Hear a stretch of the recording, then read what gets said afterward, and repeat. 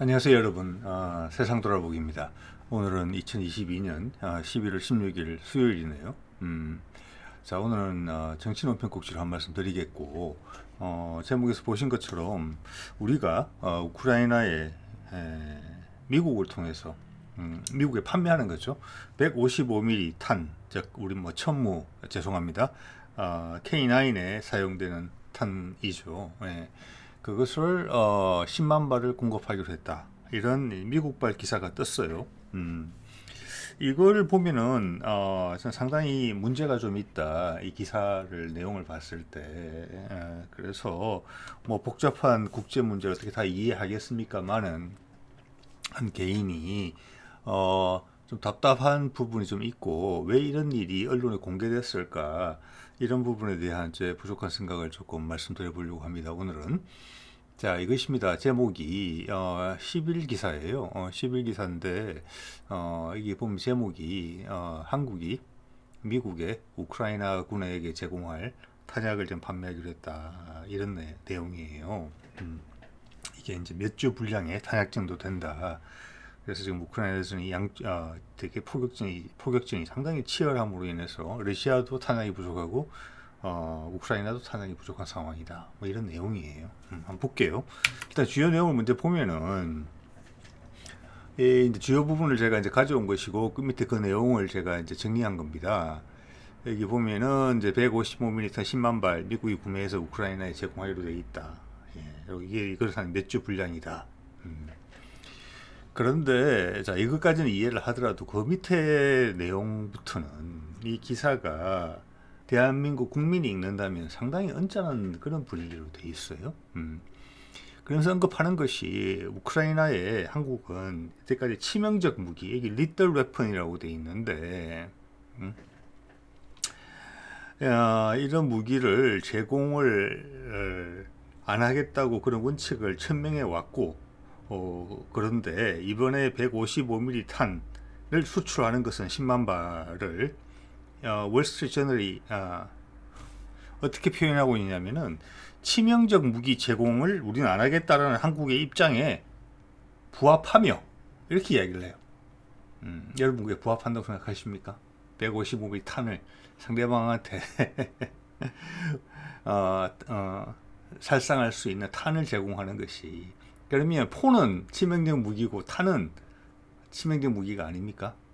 예, 그죠? 우리가 그런 원칙이 있다고 언급하면서 이런 이야기를 하는 거예요. 이거는 말장난밖에 안 되고, 한 걸음 더 나아가서 우리를 비꼬는 거, 우리가 아니라 현재 우리의 정부의 수장을 비꼬는 것이죠. 코를 납작하게, 코를 잡고 이렇게 확 비트는 거죠. 그러면서 또 언급하는 것이, 미국을 위해서 이렇게 했다, 북한의 위협에 공동으로 대응하는 미국이라는 강력한 우방을 위해서 그렇게 했다, 그러면서 우크라이나에 치명적 무기를 제공하지 않겠다는 한국의 원칙에 부합했다. 누가 읽어도 모순이죠, 이거는.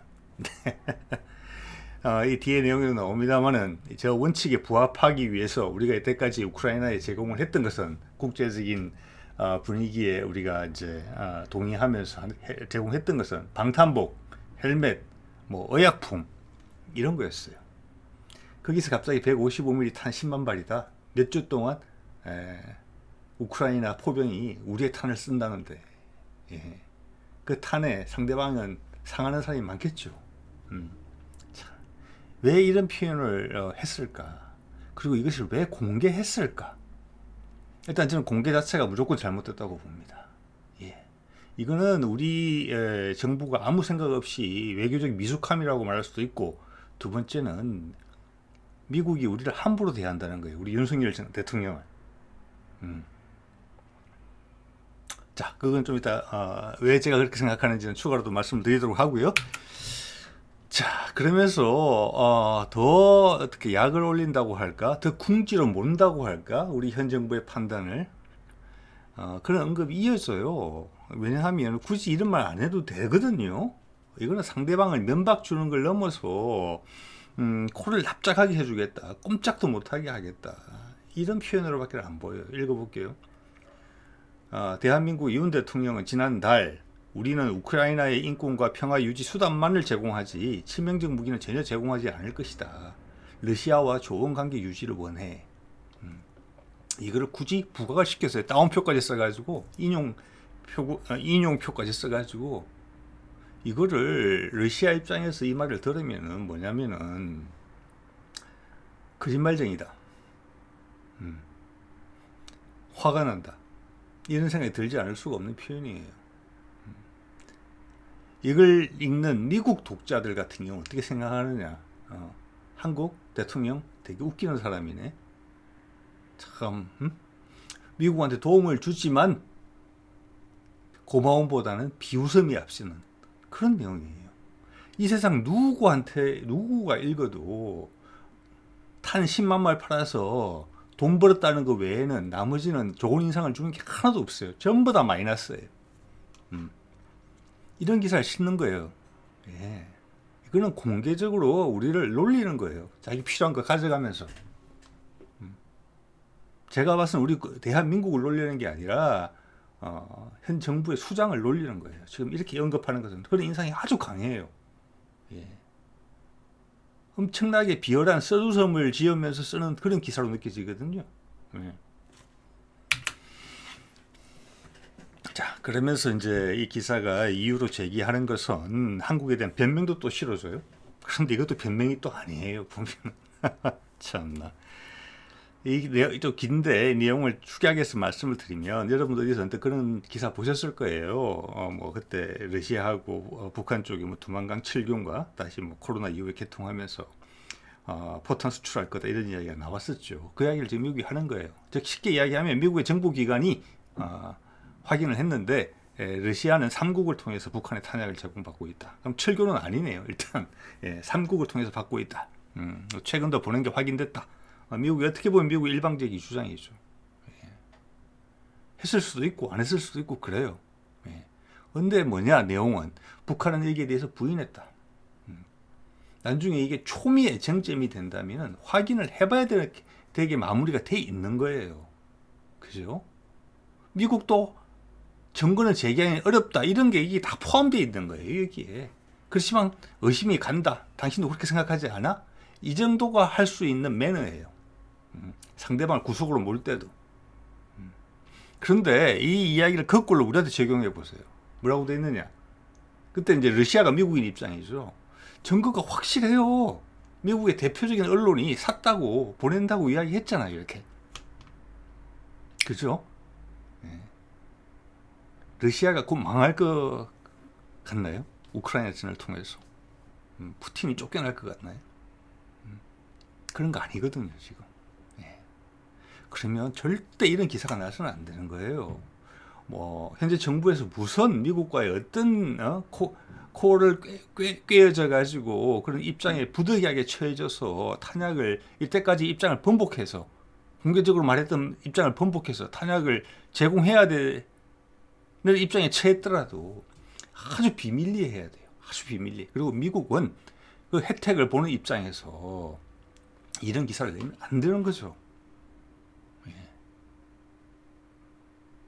그리고 만에 하나 그런 소문이 나서 이런 언급이 미국이 아닌 제3국의 언론에서 언뜻 비춰지더라도 강력히 부인해야 되는 상황이죠. 한국과 미국이 동시에 부인해야 되는 상황이죠. 그만큼 부담이 있는 내용인데 오히려 미국이 나 이거 샀다라고 자랑을 하는 꼴이 된 거거든요. 지금 이거. 이거는 미국이 노리는 바가 있는 거예요. 절대 미국 사람들 기사 이렇게 안 씁니다. 그들의 우방에 대해서. 우방에 대한 대접이 아니에요. 미국의 표준적인 대응이 전혀 아니에요. 자, 그리고 이런 이야기까지 해요.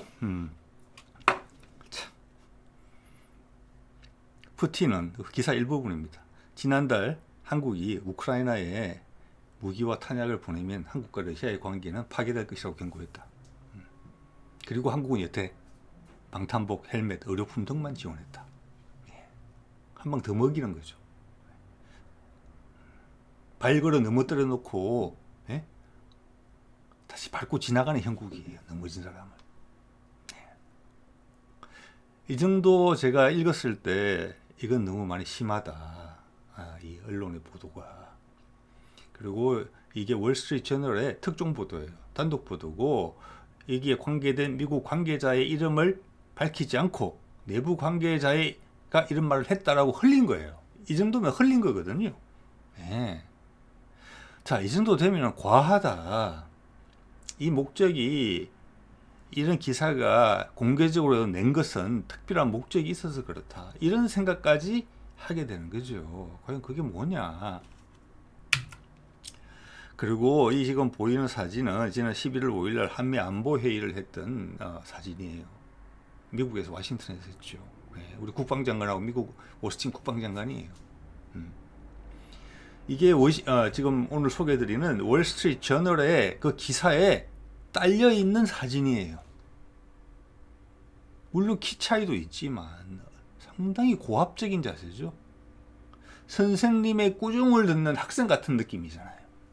이걸 실어놨다니까요, 글쎄. 이야, 참, 이게. 이 정도 되니까 대한민국 사람으로서 언짢은 게 아니고, 왜 윤석열 정부한테 이 정도까지 하나? 이 의도가 뭘까? 오히려 냉정히 찾아지면서 그게 궁금해지더라고요. 이게 그 정도로, 민망한 기사예요. 우리 현 정부 입장에서 봐서는. 네. 자, 아까 말씀드린 것처럼 이거는 비밀로 했었어야 되는 거예요. 만에 하나 3자가 이런 소문이 있던 데라고 비추더라도 양국이 동시에 부인했어야 되는 부분이에요. 예. 북한이 하는 것처럼. 예. 자기들이 궁에서 받은 거잖아요. 그리고 어려운 요청을 한 거면 상대방 입장을 배려를 해줘야죠. 그게 기본이잖아요. 예. 동서고금을 막론하고 기본이에요. 그 기본을 완전히 무너뜨린 거거든요. 2번, 3번 겹쳐서. 그래서 제가 봤을 때는 이것은 뭐냐면은 가능성이죠. 예. 필요한 무기 사는 건 당연하고 이때까지 한국의 입장을 번복하게 만들고 코를 바로 밟아버린 거죠. 지난달에 우리 대통령이 언급한 것을 바로 밟아버린 거잖아요. 누가 이 155mm 탄이 치명적 무기가 아니라고 누가 이야기하겠습니까? 이걸 쏘아서 맞으면은 집이 부서지고 사람이 상하는데 그건 말장난이고요. 제가 봤을 때는 이거는 뭐냐면은 제가 봤을 때는 이거예요. 지금 미국의 행정부가 전혀 경우가 없느냐? 아닙니다. 노련한 사람들이에요. 아주 노련해요.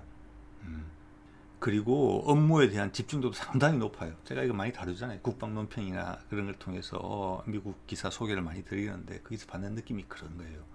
미국이 지난 한 20년간 한 20년간 보여주지 못했던 긴장도를 보여주고 있어요. 공무원들이.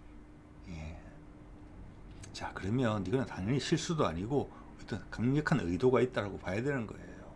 상대방 골탕 먹이려고 이러는 거 아닙니다. 예. 우리 대통령 코 납작하게 하려고 이러는 거 아니에요.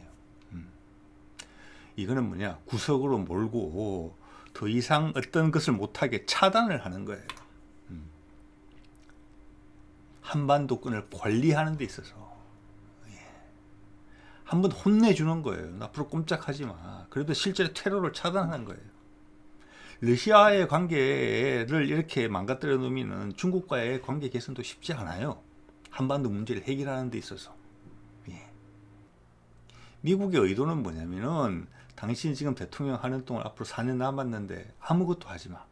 그냥 가만히 있어. 우리 시킨 대로 해. 내가 혼내줄 거야. 말 안 들으면. 이렇게 이야기하는 거하고 전혀 다를 게 없어요. 그래서 제가 군기 잡았다는 표현을 쓰는 겁니다. 자, 그리고 이 사람들이 진지하고 꼼꼼하고 세심하다. 지난 20, 30년간의 미국 정권 어떤 데보다 특히 외교 부분에 있어서 이거 지난번에 우리가 동해에서 우리나라, 미국, 일본 뭐 핵 잠수함도 언론에 보도되고 뭐 비행기 수백 대가 동원되고 대규모 군사훈련을 했죠. 그때 미국과의 러시아 사태로 종전협상이 다시 깨지면서 북한은 북한대로 긴장을 고조시켰죠. 거기에 대해서 또 미국은 중간 선거를 앞두고 유럽의 상황이 악화되기 때문에 발을 뺀 상황에서는 또 거기에서는 강대강 대치를 할 수밖에 없는 국면이죠.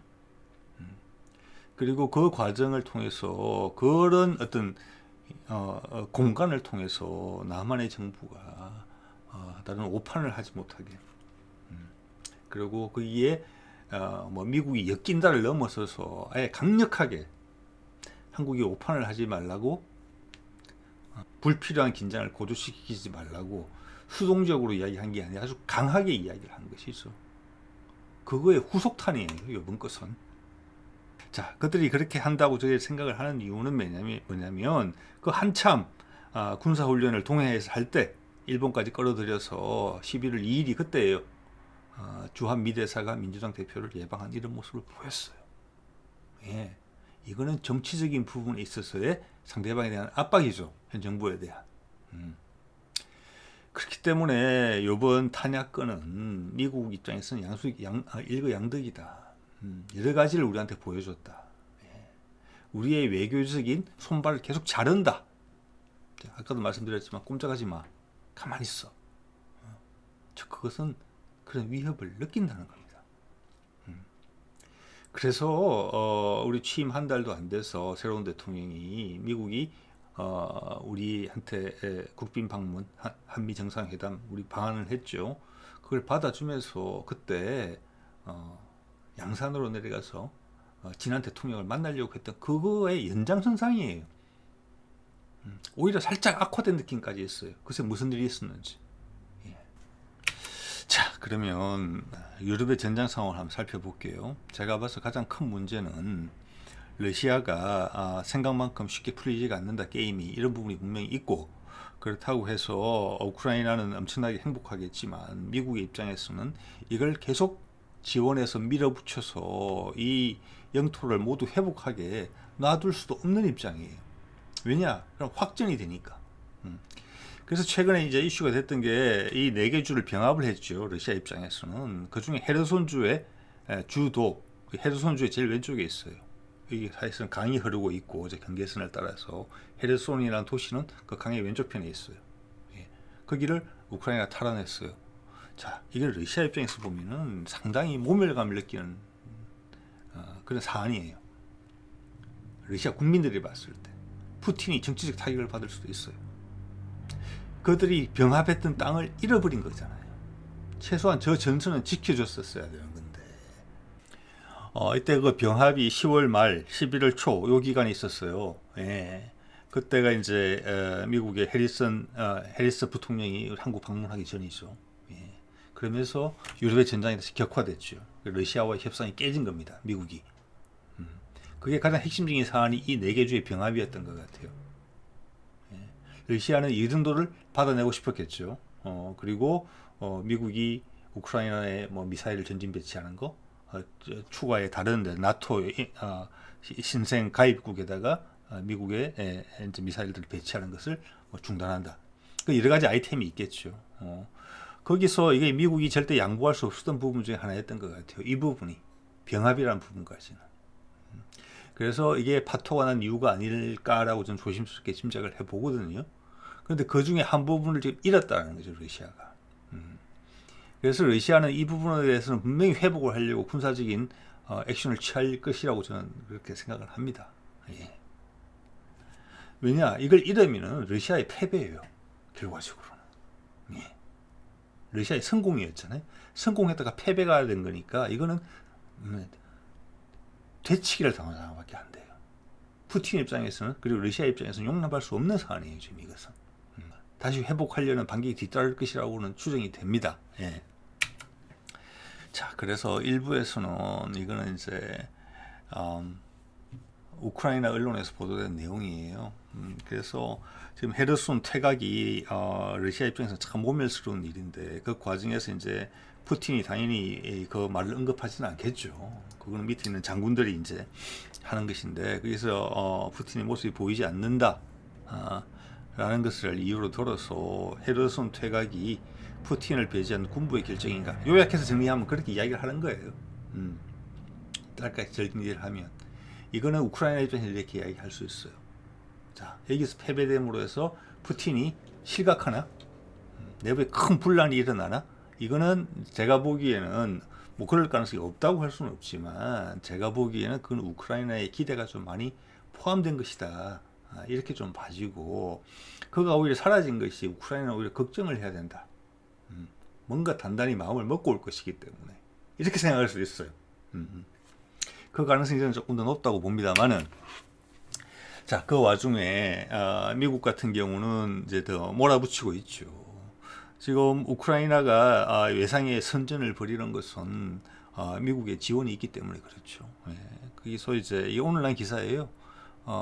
백악관이 이제 미 의회에 50조 원을 승인을 요청한 거예요. 우리네 돈으로. 50조 원이면 우리 1년 국방 예산이에요. 우크라이나 추가로 지원하겠다고. 우리 1년 예산, 국방 예산 다 투입해서 전쟁을 하고 있는 거예요. 지금 거기에. 자, 그래서 현재는 우크라이나 쪽이, 미국 쪽의 협상이 좋아지고 있다. 그러면 여기서 이런 상황인데 러시아가 과거에 제시했던 협상 조건을 양보하겠느냐? 칼을 먼저 빼던 입장에서 정말 그렇게 된다면 푸틴이 위험할 수 있다고 저는 봅니다. 그래서 그렇게까지 갈 가능성은 저는 좀 낮지 않느냐 이렇게는 봅니다. 네. 그래서 정리를 해보면 지금 기본적으로 우크라이나와 러시아가 전쟁을 하는 것은 러시아가 전력을 기울여서 전면전을 하고 있는 건 아니라는 것을 여러분이 아셔야 될 겁니다. 러시아의 최고급 무기와 대규모 병력이 동원되지는 않아요. 그리고 이 전쟁을 진짜 우크라이나가 이기기를 미국이 원한다면은 나토 가입시키고 미국의 최신형 무기, 진짜 공격 무기를 지원해야 돼요. 근데 양쪽 다 그렇게 하지 않죠. 왜냐, 이건 협상만을 위한 전쟁이에요. 그래서 양쪽이 다 최선을 다 하지 않는 거예요. 예. 전면적으로 공격하지 않는 것입니다. 특히 러시아는. 그러면 더 큰 전쟁으로 확전될 수 있거든요. 그래서 우크라이나가 헤르손을 확보를 하고 더 밀어붙이느냐 안 하느냐도 참 문제예요, 사실은. 자, 이 상태에서는 휴전 협상이 들어가야 돼요. 예. 근데 여기서 러시아가 받아주지는 않겠죠. 예. 이러면 협상력이 약해지니까.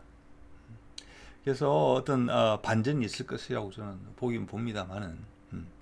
지금 여태까지 진행된 상황을 봤을 때 러시아가 이런 약해진 협상력을 수용하기는 좀 어려운 상황이거든요. 네. 그렇다고 미국이 끝까지 러시아를 이런 식으로 궁지에 몰 수는 또 없어요. 확전의 위험이 있기 때문에. 그러니까 여기는 아주 아슬아슬한 줄타기를 하고 있다고 봐야 돼요, 양쪽이. 그래서 세상 돌아보기의 생각은 저 네 지역, 러시아가 이미 병합을 선언한 그 네 지역의 병합 여부가 어떻게 되느냐, 어떤 타결책이 나오느냐. 자, 이런 분위기에서 진행이 되고 있기 때문에 미국과 러시아가 어느 순간에 하나가 조금만 양보를 한다든지 아니면 상황의 변화에 따라서 다른 거하고 연계되는 상황이 발생하면은 바로 그만둘 수 있어요. 둘 다 힘들거든요. 예. 그들 둘이 지금 목숨을 걸고 싸우는 게 아니에요. 옛날 2차 세계대전 때 독일과 러시아가 싸우듯이 그렇게 싸우는 게 절대 아닙니다. 예. 자, 그렇게 되면 어느 순간에 끝날 수 있는 거예요. 협상만 잘 타결되면. 뒤로도 지금 협상을 하고 있겠죠. 그러면 그게 바로 한반도에 영향을 미치게 돼요. 예. 그걸 미국은 잘 알고 있죠. 그런데 우리 정부한테 러시아하고 척을 지게 만들어놨단 말이에요. 그거는 뭐냐, 미국이 현 정부한테 나는 당신들한테 기대하는 거 없어. 네. 대신 당신이 대통령을 유지하는 동안은 사고만 치지 마. 그걸 한 번 더 확실하게 보여주는 거야, 나한테. 이렇게 꾸짖는 것으로밖에 안 보이지요. 자, 오늘은 이 정도로 하겠습니다. 네.